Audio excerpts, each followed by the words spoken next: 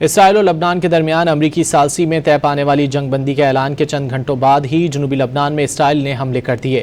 لبنانی سرکاری خبر رساں ایجنسی کے مطابق جنوبی لبنان کے مختلف مقامات پر اسرائیلی ڈرون حملے کیے گئے۔ دوسری جانب اسرائیلی وزیر ایتمار بن گوئر نے لبنان کے ساتھ جنگ بندی معاہدے کو سنگین غلطی قرار دے دیا۔ انہوں نے کہا ہے کہ مشیروں کے غیر حقیقت پسندانہ خیالات نیتنیاہو کو غلط فیصلوں کی طرف لے جا رہے ہیں۔ اسرائیل اور لبنان کے درمیان امریکی ثالثی میں طے پانے والی جنگ بندی کے اعلان کے چند گھنٹوں بعد ہی جنوبی لبنان میں اسرائیل نے حملے کر دیے۔ لبنانی سرکاری خبر رساں ایجنسی کے مطابق جنوبی لبنان کے مختلف مقامات پر اسرائیلی ڈرون حملے کیے گئے۔ دوسری جانب اسرائیلی وزیر ایتمار بن گوئر نے لبنان کے ساتھ جنگ بندی معاہدے کو سنگین غلطی قرار دے دیا۔